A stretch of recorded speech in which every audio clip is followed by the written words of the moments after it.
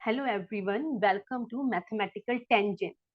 तो अगर आपने इस चैनल को सब्सक्राइब नहीं किया है then please do subscribe the channel, क्योंकि इसी चैनल के थ्रू मैं आपके एनसीईआरटी हर चैप्टर को कवर करने वाली हूँ of class 9 as well as class 10।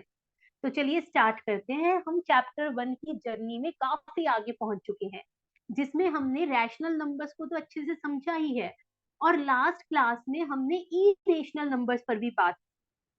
Last class में मैंने आपको एक क्वेश्चन देके छोड़ा था। मैंने आपसे एक बात पूछी ही थी कि थोड़ा ये फाइंड आउट करके बताइएगा कि पाई रैशनल है या इरेशनल। तो मुझे उम्मीद है आप इस पर काम करके आए हैं। चलिए तो आज की वीडियो स्टार्ट करते हैं। पाई रैशनल और इरेशनल। अच्छा, आपको पता है कि मैंने ना पाई की वैल्यू को गूगल करने की कोशिश की। मैंने गूगल पे सर्च किया exact value of pi. So let me show you कि मुझे वहां पर क्या मिला। आइए दिखाती हूँ मैं आपको कि मुझे पाई की वैल्यू क्या शो हुई। एक मिनट। हाँ जी। तो हाँ, हाँ, तो this is what I got. अब ध्यान से देखिए, ये वैल्यू मुझे पाई की मिली, लेकिन हम क्या पढ़ते हैं उस पर मैं बाद में आऊंगी। तो अगर आप ध्यान से देखें, ये चक्रव्यूह सा लग रहा है। ये चक्रव्यूह सा है और पाई एग्जैक्टली चक्रव्यूह ही है, जिसके बारे में आपको जितना पता है वो पूरा नहीं, एक अधूरा सच है। उस पर भी अभी आगे बात करने वाले। पाई की वैल्यू को आप जितना आगे सोचेंगे, जितना सोचने की कोशिश करेंगे, आप इस चक्रव्यूह में फंसते चले जाएंगे, जैसे हमारे मैथमेटिशियंस फंसे। और आज तक कोशिश की जा रही है कि किसी तरह से इस पाई की हमें वैल्यू मिल जाए, लेकिन पाई की वैल्यू क्योंकि नॉन टर्मिनेटिंग है तो उसकी आज तक कोई एग्जैक्ट वैल्यू नहीं मिल पाई। एग्जैक्ट का मतलब है कि टर्मिनेटिंग वैल्यू। ध्यान से सुनिएगा मैं जो भी आपको बताने जा रही हूँ। सबसे पहले तो पाई, पाई लिया कहां से गया है। पाई जो है ये ग्रीक लेटर है। थोड़ा सा इंफॉर्मेशन आपको दे देते हैं। Pi is a Greek letter और ये 16th नंबर का ग्रीक लेटर है। बिल्कुल वैसे ही जैसे हमारे इंग्लिश अल्फाबेट्स में 16th नंबर पर आता है पी, वैसे ही ग्रीक लेटर में 16th नंबर पर है पाई। ठीक है भाई।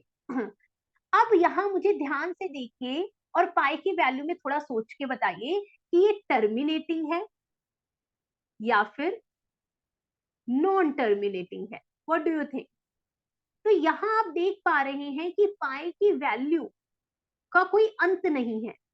जितना आप इसके अंदर घुसते चले जाओगे ना, इसकी वैल्यू अभी और भी बढ़ती चली जाएगी। 3.14 से शुरू होकर and it is going on and so on. Pi की वैल्यू बेसिकली नॉन टर्मिनेटिंग होती है। अब इसे ध्यान से देख के बताइए कि ये रिपीटिंग है या नॉन रिपीटिंग है। क्या यहाँ पर आपको कोई भी डिजिट या ब्लॉक ऑफ डिजिट्स ऐसी नजर आ रही है कि जिसे हम रिपीट कर सकते हैं, जिस पर हम बार यूज कर सकते हैं? जी नहीं। तो इसलिए पाई की वैल्यू नॉन टर्मिनेटिंग तो है, बट नॉन टर्मिनेटिंग के साथ नॉन रिपीटिंग भी है। और ये डेफिनेशन किन नंबर्स की होती है? ये डेफिनेशन हमारी होती है, हमने लास्ट क्लास में समझा है, इरेशनल नंबर। यानी पाई इरेशनल नंबर है, बट हम तो कुछ और ही पढ़ते इसके बारे में। तो वो सब क्या है जो हमने पाई के बारे में पढ़ा? तो चलिए उस पर भी बात कर लेते हैं। हाँ जी, देखिए थोड़ा सा मैं आपको लेके चलूंगी। आपने एलिमेंट्री क्लासेस में पाई के बारे में क्या पढ़ा? अब ध्यान से सुनते हैं। देखिए, हम एलिमेंट्री क्लासेस में पढ़ते हैं कि पाई की वैल्यू या तो 22/7 है या फिर 3.14 है। अब अगर मैं इन दो वैल्यूज को ध्यान से देखूं तो 22/7 भी रैशनल नंबर है एंड 3.14 भी रैशनल नंबर है। इट मीन्स पाई भी रैशनल होना चाहिए था। लेकिन जैसे मैंने शुरू में बोला, ये एक अधूरा सच है। ये पूरा सच नहीं जो आपको पता है, वो अब आपको अब पता चलेगा।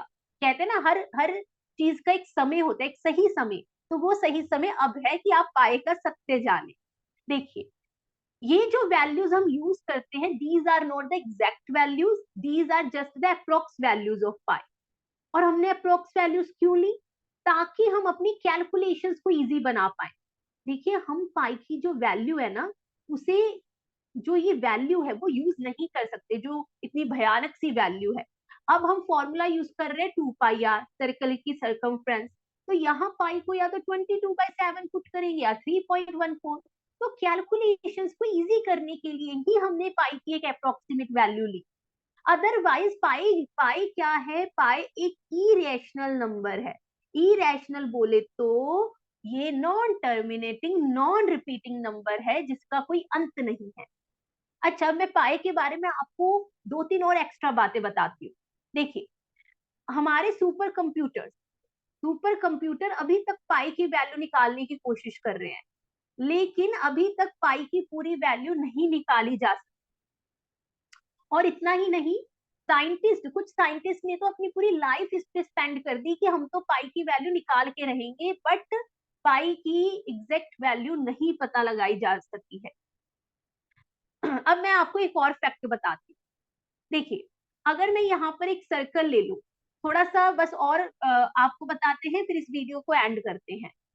अगर मैं यहाँ पर एक सर्कल लूं, पाई के बारे में मैं आपको एक और फैक्ट बताती हूँ। एक सर्कल मैंने लिया और यहाँ मैं इसकी एक डायामीटर ले लूं, कुछ इस तरह से डायामीटर ले लेते हैं हम इस सर्कल की। हाँ जी, एक मिनट। हाँ, तो अगर मैं ये बोलूं कि डायामीटर जो है, मान लेते हैं, जस्ट मानने को क्या जा रहा है, ये डायामीटर को मैंने 7 सेंटीमीटर मान लिया। तो ये श्योर है कि ये जो सरकमफ्रेंस सर्कल की, ये 22 सेंटीमीटर होने वाली है। क्यों? क्योंकि पाई होता ही है सरकमफ्रेंस ऑफ सर्कल अपॉन में डायामीटर ऑफ सर्कल। आप खुद देख लीजिए, सरकमफ्रेंस ऑफ सर्कल क्या होती है, 2 pi r, and diameter of circle क्या होती है, 2 आर। तो आर से आर, 2 से 2 डिवाइड एंड वी गेट पाई। तो पाई को हम इस तरह से भी डिफाइन कर सकते हैं कि किसी सर्कल की सरकमफ्रेंस को उसके डायामीटर से डिवाइड कर दीजिए।